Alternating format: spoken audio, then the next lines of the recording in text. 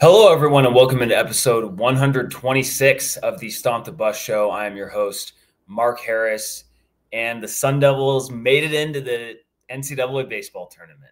They were one of the last four teams in, which felt appropriate after how they ended the season, but they're in the tournament all the same, and they're not going that far, facing some California teams in the UCLA regional. So, crisis averted, because it would have been a absolute disaster if they didn't make the tournament, but not happening. They're in. Please like and subscribe on YouTube, rate and review on your podcast platform of choice. And remember to check out the other great shows in the College Huddle Network. Lots going on, especially with the college football playoff reseeding debates that are happening right now. I'll touch on that at the end of the show. Going to start out with college baseball. I was going to do a kind of a look back at ASU's football season and kind of determine how they fared in close games. Were those kind of 50-50 wins? Were those actual legitimate wins that kind of just ended up being closer on the scoreboard? But I'll save that for later on. There's some other stuff that came up this past week, and that's more of an evergreen topic. So that'll be something that I'll do later on. All right, back to ASU baseball.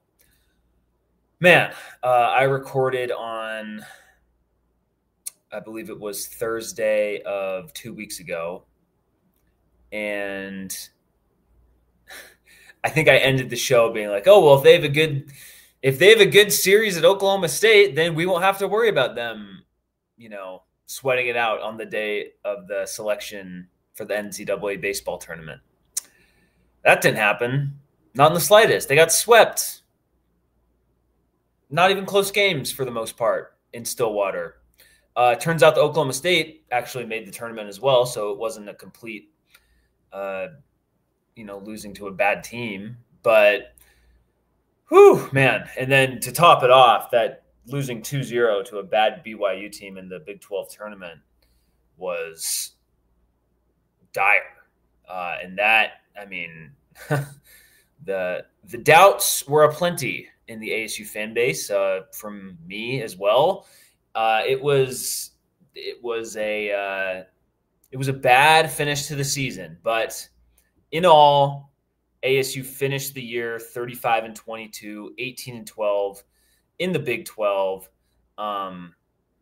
They had done enough, and what really carried them, and probably what was the difference in them making the tournament versus not, was their two kind of early season series wins over TCU and Kansas, whom I believe were both 2 seeds in the tournament. So those really ended up being a big deal and was probably the difference in ASU making the tournament versus not making it. Kind of similar to, some ASU basketball. There we go. Some ASU basketball teams making the tournament because of the early season schedule. So they're heading to LA, which is awesome. It's so awesome. I think that, ASU was, the 3 seed. They are just on balance unlikely to make it out of this regional, right? Just all things even. But for whatever reason, I feel like they have a better chance of making it out of the regional in LA than they do if they were going somewhere in the South, because that's basically where all the regionals are basically in the South. You have LA and then 2 in Oregon, funny enough. So that's how it's shaken out this year. And I'm not going to sit here and say ASU has a great chance. I'll get into some of the UC Irvine pitchers, or at least one of the pitchers they'll have to deal with. But they've split with UCLA earlier this year, right? They lost one and won one. I'm going to go back and check that. But I think I think just from an entertainment standpoint, playing UC Irvine, UCLA, Fresno State, these are these are teams that you kind of play a lot. These are teams that you play in the non-conference all the time, or, maybe not all the time, but relatively frequently.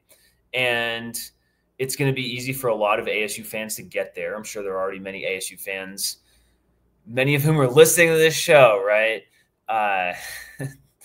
Tongue in cheek there. But overall, there are many ASU fans who live in Southern California already, live in Los Angeles already. And so it's not going to be some trek to go see them play. So you might have a decent little fan turnout there as well. And I think that I give the NCAA baseball committee credit for kind of keeping geography in focus with these regionals.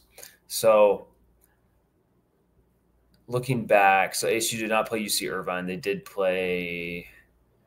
played Cal State Northridge and Long Beach State, and they played Cal State Fullerton as well, I believe. Maybe they did. Yeah, they played Cal State Fullerton as well. But no UC Irvine.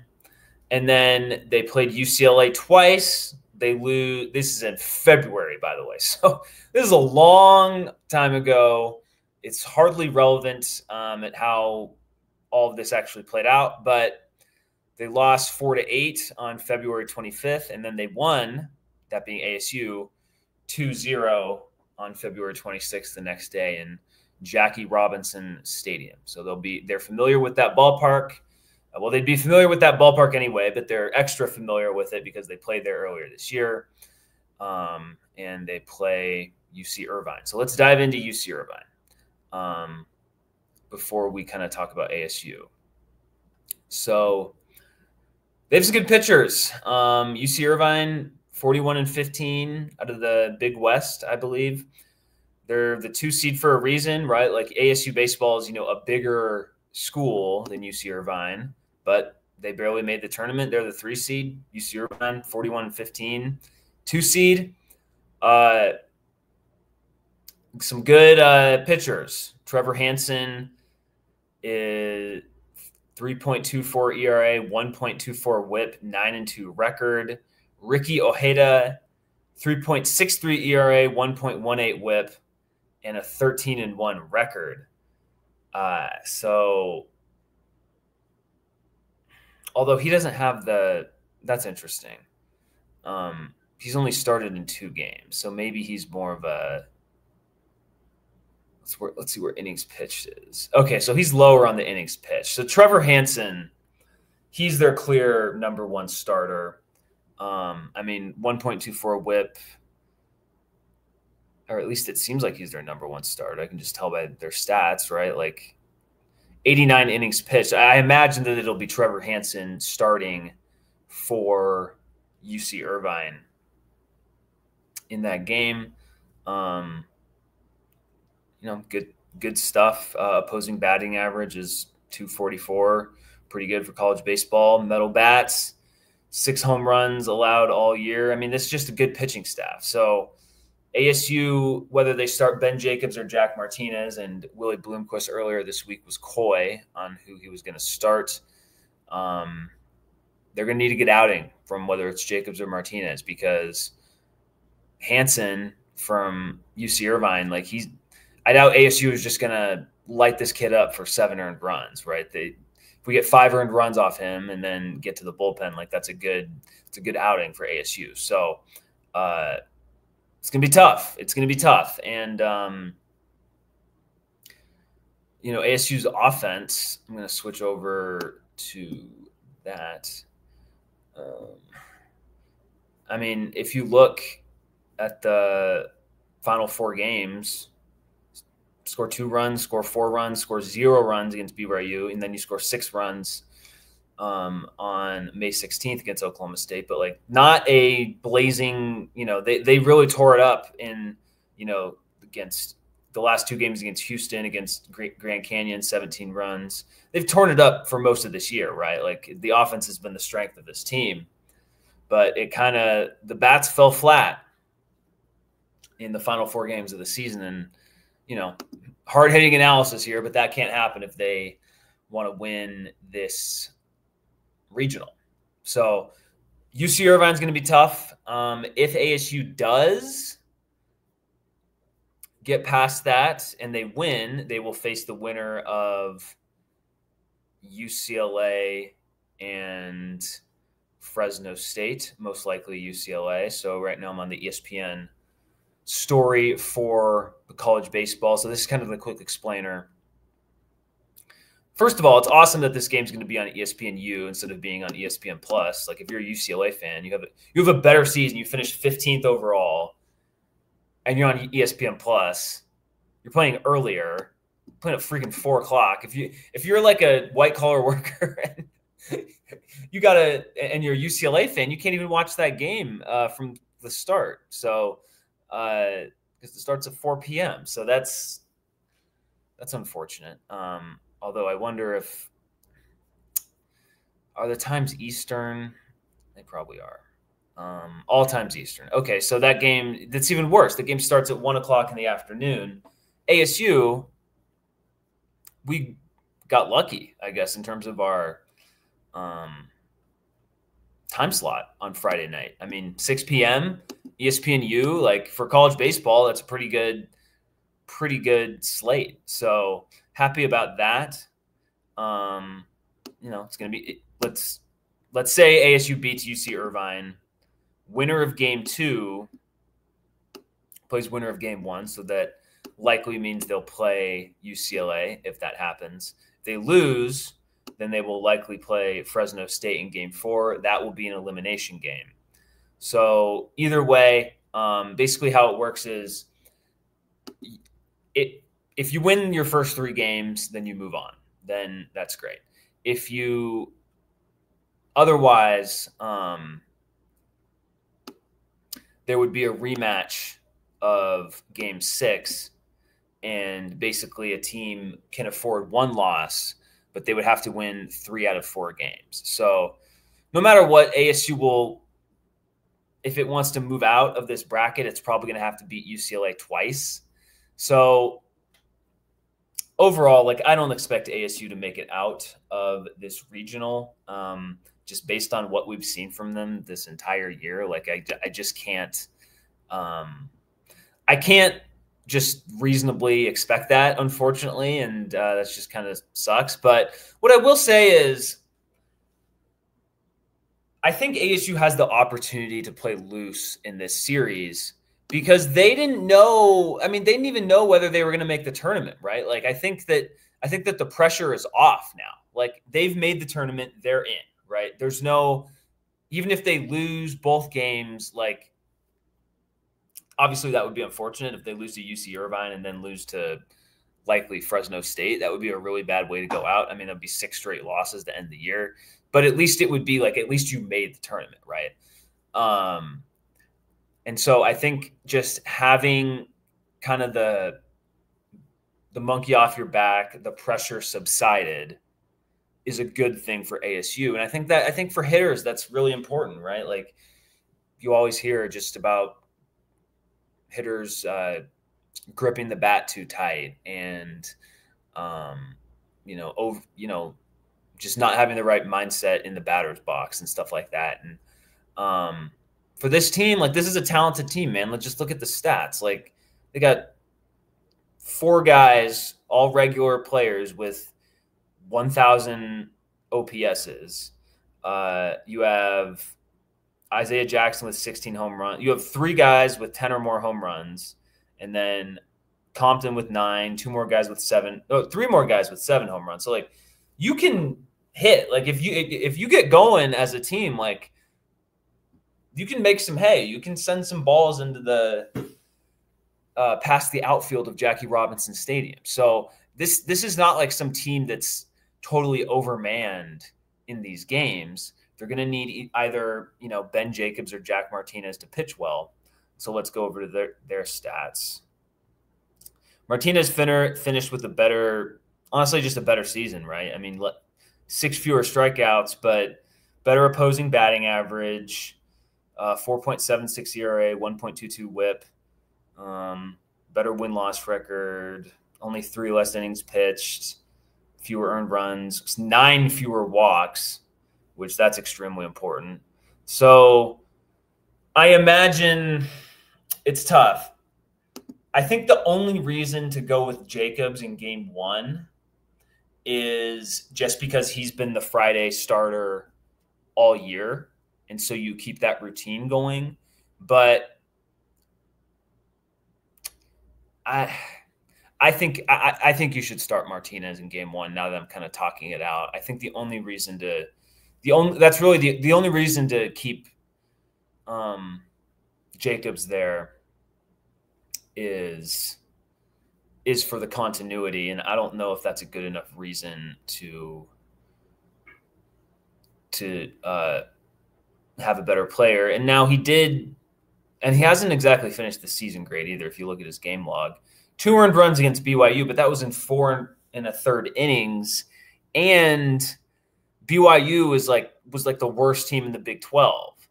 So that's not a level of team that they'll be playing in the tournament. So now that I kind of just talk it out, I think you got to start Jack Martinez. He's had some postseason experience in the past at previous schools. So, and this UC Irvine team, like, you need all hands on deck to beat this team. They went 41-15. They have a really good starter. They let's look at their stats I have pulled up on their page. Not quite as lethal offensively, but I mean, they have 3 guys with 1,000 OPSs as well. Not quite as much power. So ASU definitely has more hitters that can hurt you, but I would still, that doesn't mean they can just throw out Jacobs there and live with the results. I think you got to go with Jack Martinez, unless it's just really one of those situations where like it messes with his brain a little bit and he's just more used to being the Saturday guy. Then in that case, sure, go with Jacobs. But I think you need to have Jack Martinez on the mound on Friday night in LA. I think that's the best way to go. And I mean, the pitching is obviously important, but this team is going to go as far as its offense takes it, right? Like that's the reason why they won, 35 games and potentially could have won even more, was because their offense was really good. And it won them some games they shouldn't have won, honestly, like especially early in the year. There were some, I'll look at the schedule, but like you're got like Isaiah Jackson, Ken Vu, Compton, Walker, King, I think I mentioned Cromwick, like all these guys, like that's why you won all these games and that's why you're in the tournament. So, I mean, I'm just looking at these. I mean, you lose one of these Ohio State games, that literally could have been the difference in you not making the tournament. And you're winning games 7-6, you're winning games 9-8, 17-10, 12-5 over Oral Roberts, 9-2. Offense, it's the only reason you didn't get swept against Minnesota, which was a horrible series for you. 8-7, 11-1, 26-9, 12-11 right here. Like this game, honestly, against TCU, your bullpen built a huge lead with the offense, but your bullpen almost cost you the game. But because you scored 12 runs, it wasn't enough for them to blow it. So like that's been your calling card, and you're going to need that calling card to show up in LA when you're playing UC Irvine and potentially UCLA and Fresno State and whomever. So like it's that's what you need. And I think there's a good chance that and maybe this is just me kind of talking myself into it, but I think that just how badly they played in Stillwater and just the horrible performance in the Big 12 tournament. Like that, I just have to think that part of that was due to just like the pressure of like, oh, we need to make the tournament. You saw the video that ASU Baseball shared was of joyous relief when they heard their name called, right? It wasn't some calm clapping of we knew we were going to make it. Like, no, they didn't know they were going to make it. And by the way, they almost didn't make it. They were one of the last 4 teams in, which funny enough, like it was them, K-State, and Oklahoma State. And then I don't remember the other team, but they were 3 of the last 4 teams in. So Big 12 got 8 teams in, but 3 of those 8 were teams that snuck in, funny enough. So weird, kind of a weird year for the Big 12 in terms of baseball, because didn't have any number 1 seeds when West Virginia definitely could have been. But you have a lot of 2 seeds and 3 seeds. So we'll see if any can make it to the College World Series in Omaha. To kind of wrap up the baseball discussion, like overall, just getting the tournament tournament drought over is super important. This program is too good. I mean, I'll be honest, it's too good to be sweating it out on Selection Monday, as it were. But whatever, you got to walk before you can run, and I think that I just don't want to imagine what it would have been like had they not made it, and I've been critical of Willie, and this is his chance to shut up a lot of the critics, to not even have to make it out of the regional, but just have a good showing. If they win 2 games, like that would be really impressive. And I mean, it wouldn't be the greatest result ever. Obviously, I want them to win. I want them to win the regional. I want them to win the College World Series. Like, obviously, like win as many games as you can. But realistically speaking, like if you can get 2 wins, you can avoid a loss to Fresno State in this. Like, that's a decent finish to the season. And so it's going to be tough.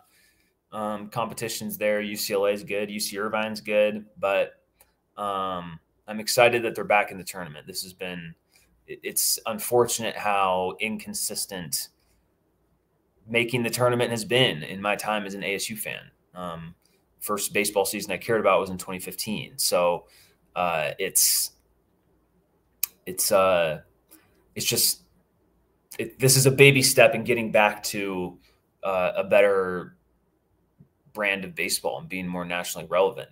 There's gonna be a lot that has to go into it, more NIL for sure, and that falls on some of the rich older donors of ASU baseball, kind of changing their ways and their outlook on how NIL works. But that's a different discussion. Right now, you're in the tournament. Go make the most of it. Speaking of ASU baseball inconsistency, Tracy Smith's wife decided to pop off on Twitter, ex-baseball coach of ASU. I'm just going to read this out. This is shared on the YouTube broadcast of the show.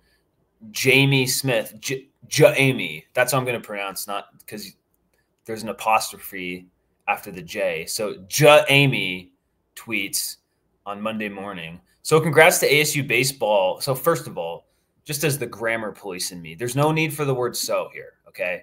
Just start with congrats. Anyway, so congrats to ASU baseball for learning to appreciate a number 3 seed.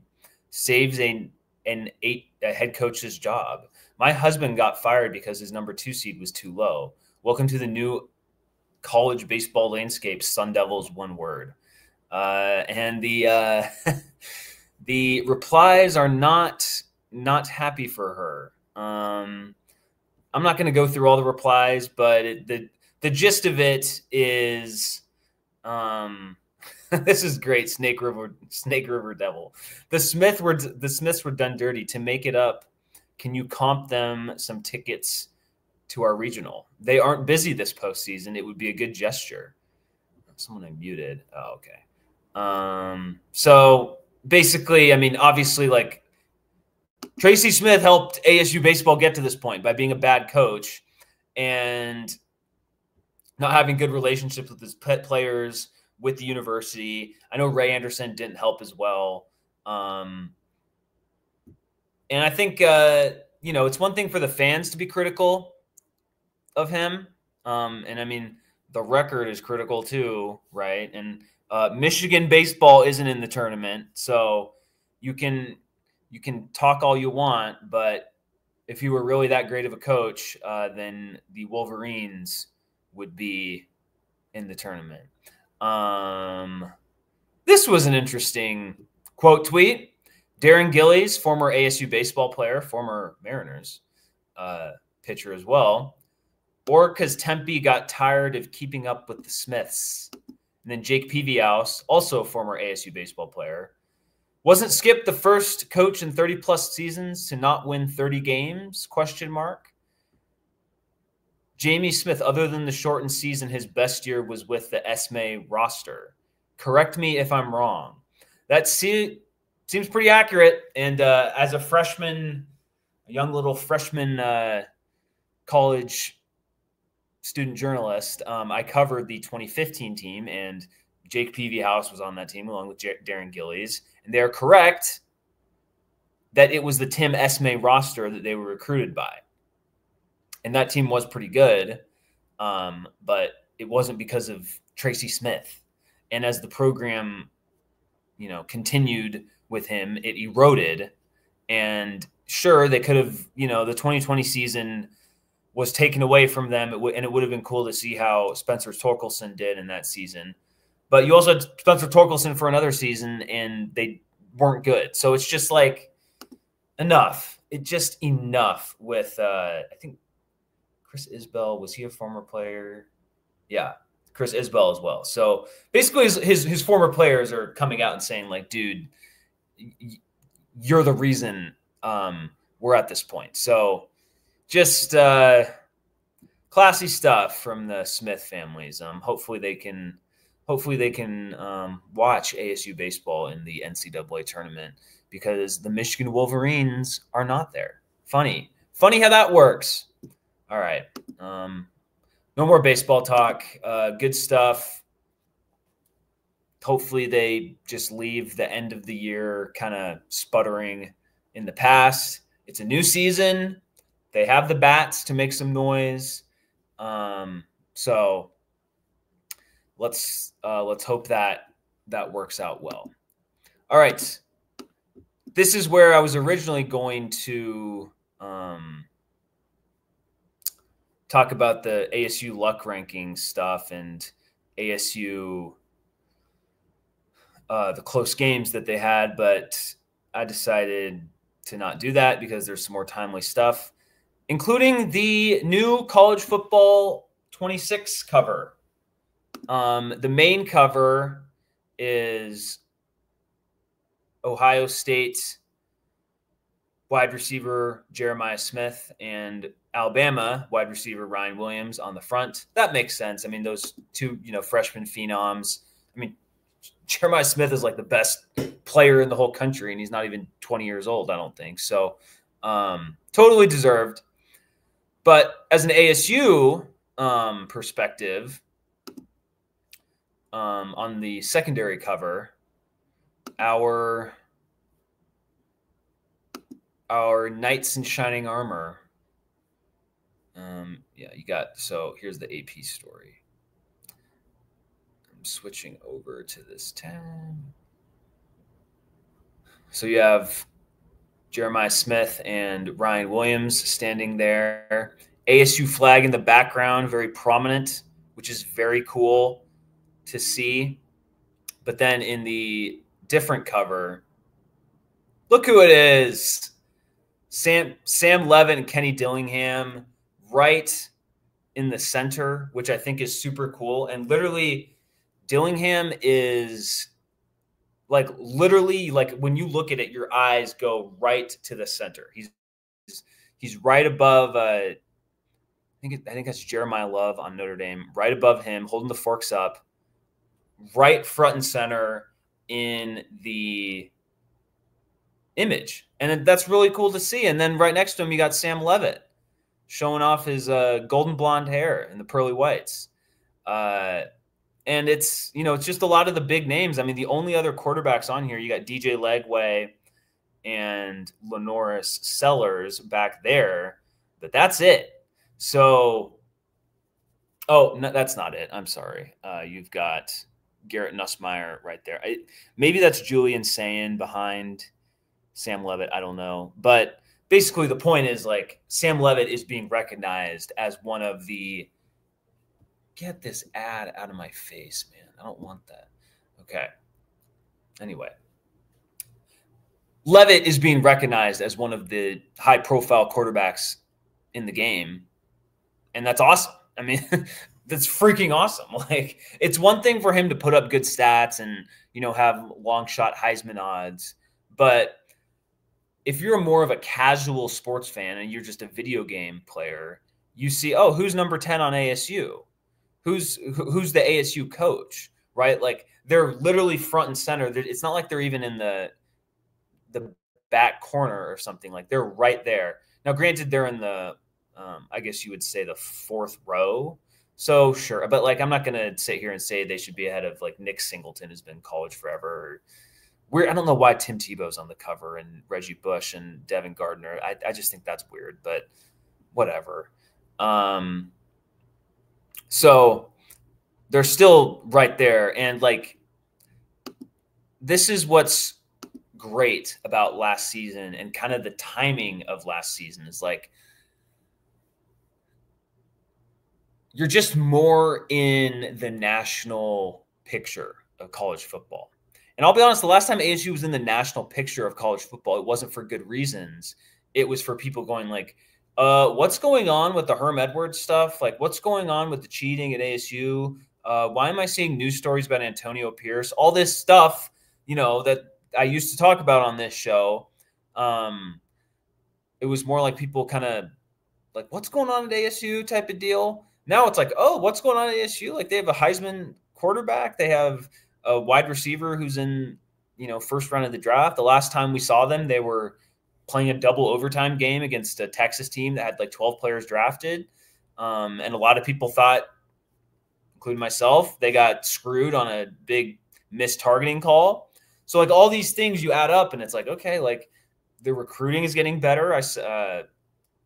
They're not totally killing it, but I think they have chances to add a few more blue chip players as well. It's not just, 3-star guys. Obviously those guys are important too, but my point is like, this is just another example of Dillingham leading ASU into better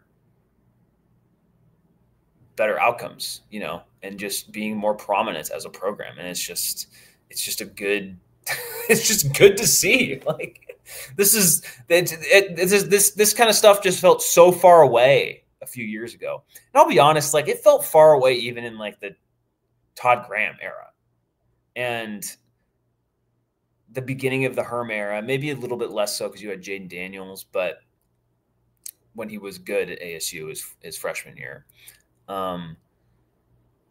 So like, yeah, it's just good to see. And you pair that with Sam Leavitt having some kind of quotes over the weekend at his camp that he had in Chandler, basically talking about how like, yeah, I could have left for more money, but like, I'm committed to this program. This is where I want to be.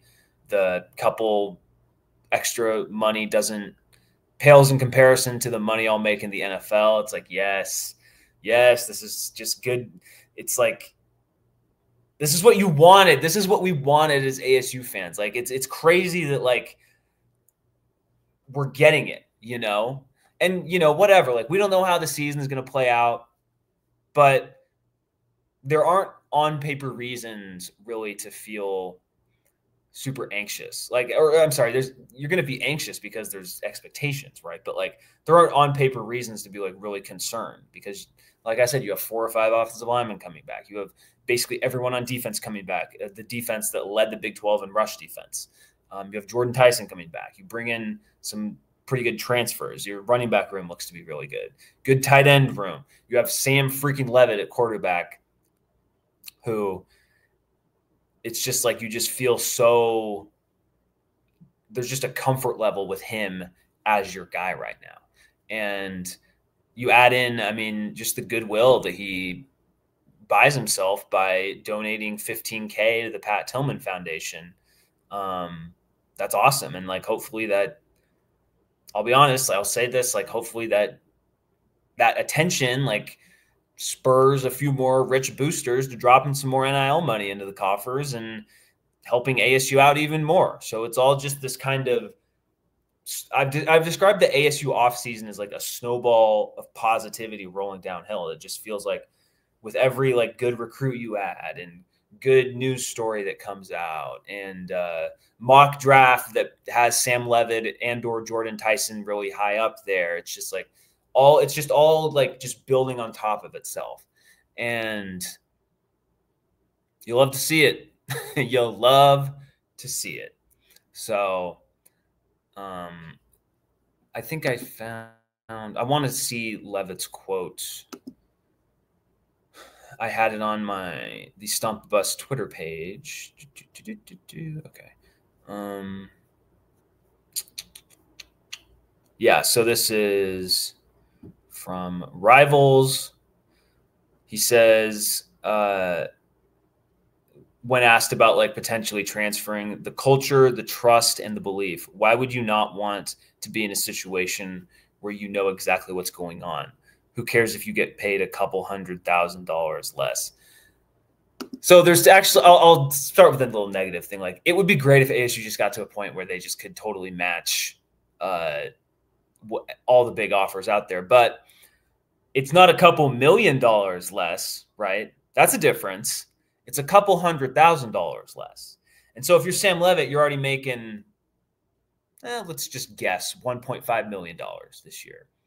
Is playing somewhere else for $2 million really that much different in your life? No, it's not.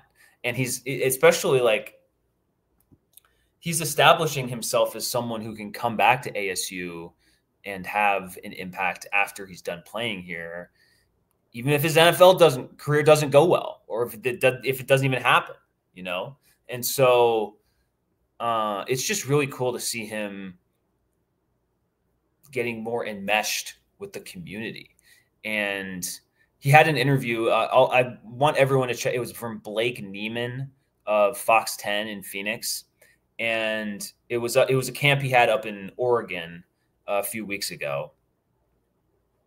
And just the competitiveness just oozes out of him, because there was a clip in there where he's talking about how he's at Michigan State for his freshman year, and obviously Mel Tucker leaves, and he finds out that they're hiring Jonathan Smith as his replacement, and he's like, no, I'm not going to stay here because Jonathan Smith didn't recruit me in high school. And it's just like that competitive edge. That's exactly what you want in your quarterback. And then he's doing all the great things off the field. And it's like, man, then you add in his physical abilities and his ability to play the game. Like, it's just, what more can you ask for? So I just can't, I'm just so excited to watch him play this next year. And, it's just, I just feel like even in games that ASU could potentially lose, like, I feel like it's still going to be fun watching him, and like, it's awesome to have that. And like,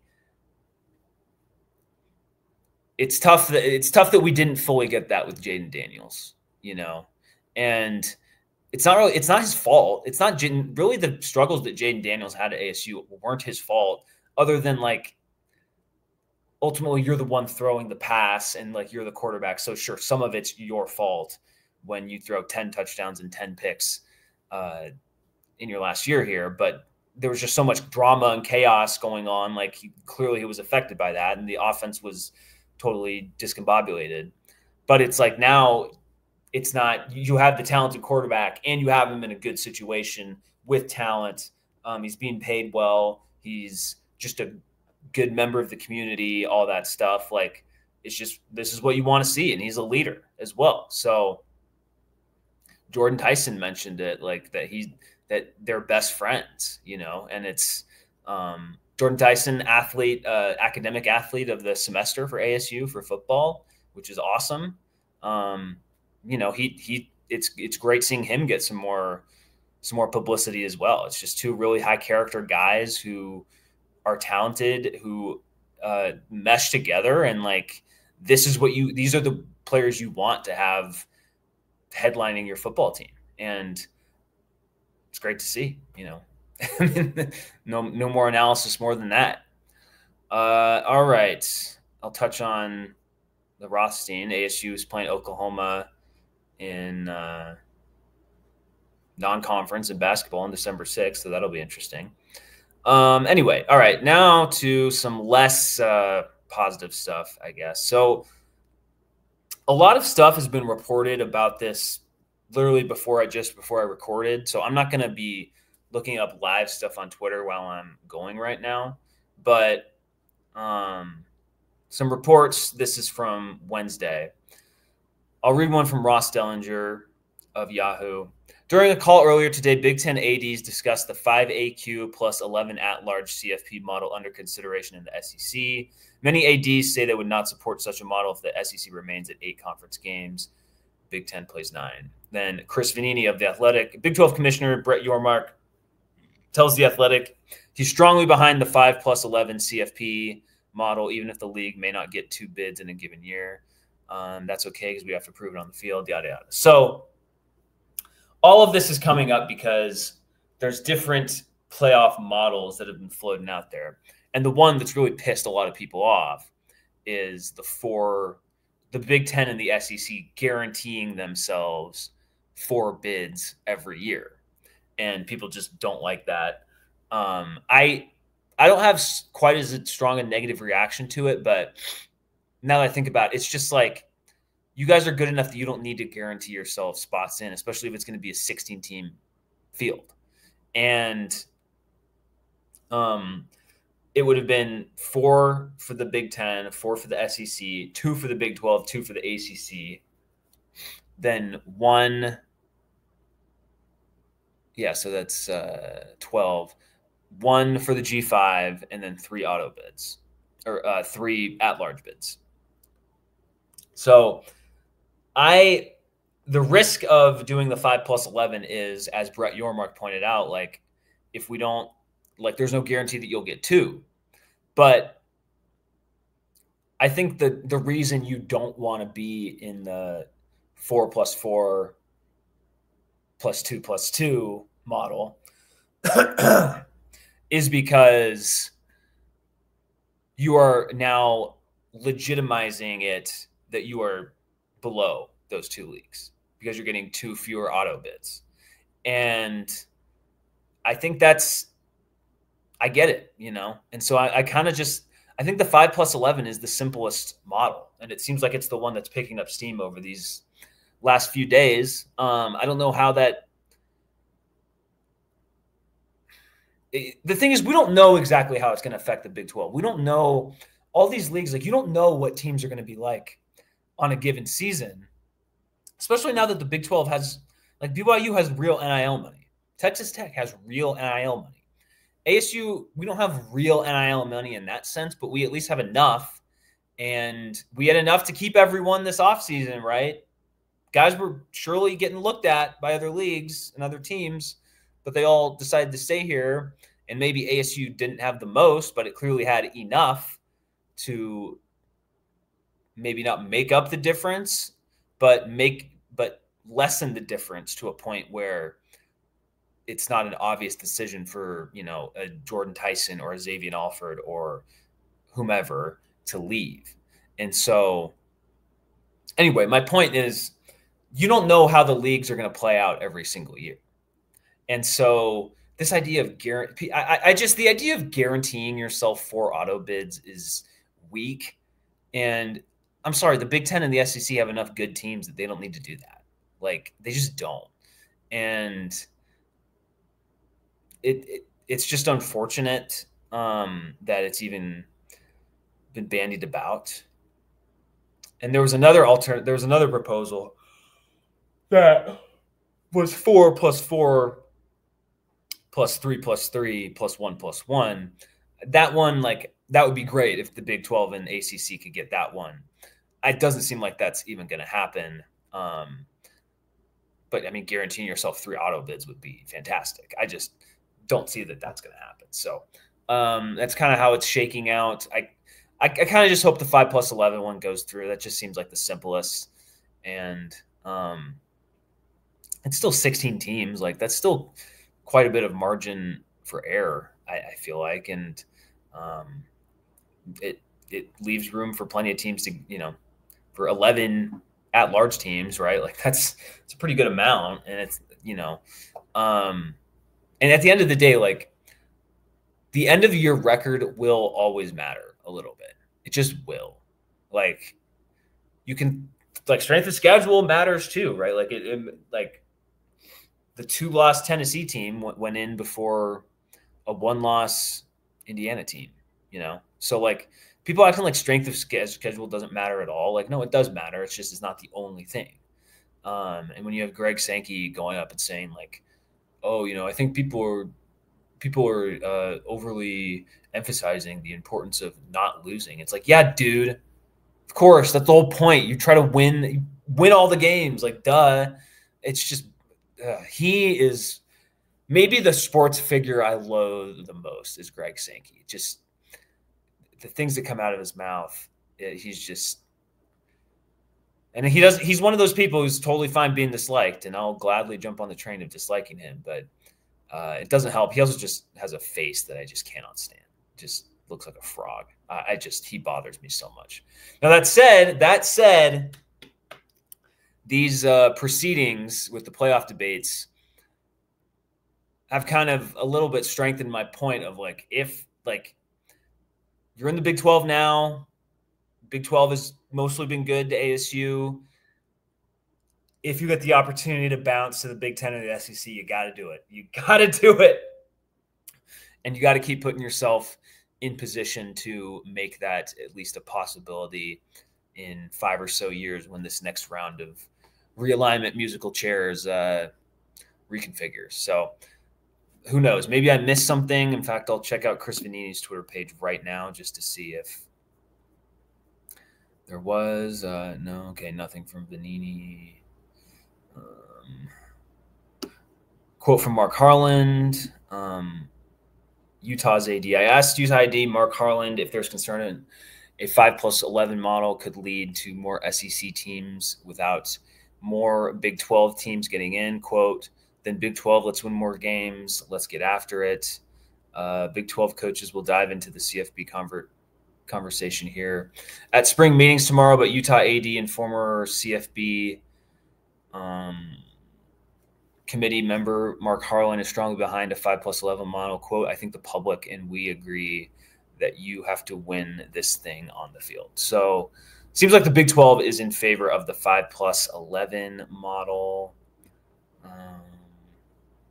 See if Dellinger's tweeted anything.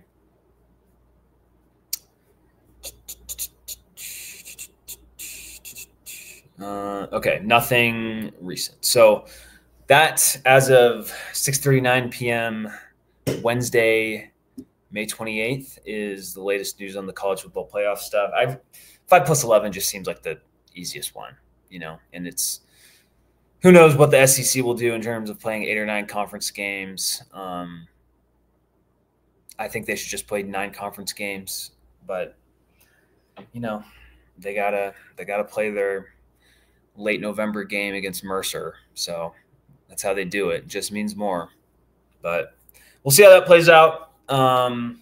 Next time I record, we will know what happened with ASU Baseball, and I will dive into kind of what I was going to do this show, which is kind of relitigate ASU's close games from last year, because close game regression is a thing. It is a thing, but I also want to look at those individual games and being like, was this a 50-50 game that ASU won? Was it a game that ASU was just the better team and some weird stuff at the end made it closer than the actual game kind of felt on the field? So, and then there's a thing on ESPN called Luck Rankings, and it kind of dives into like turnover luck and all these sorts of things that determine how lucky a team was or wasn't. So going to do that next week as we know what happens with ASU baseball, and hopefully nothing crazy happens with ASU sports in the meantime. So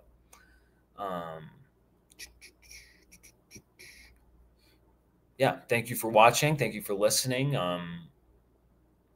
We're entering the summer, so it'll probably be mostly ASU football stuff in the summer once baseball wraps up. Maybe some big picture stuff. We'll see. But yeah, thank you for watching. Thank you for listening. Please like and subscribe on YouTube, rate and review on your podcast platform of choice. And as always, go Sun Devils.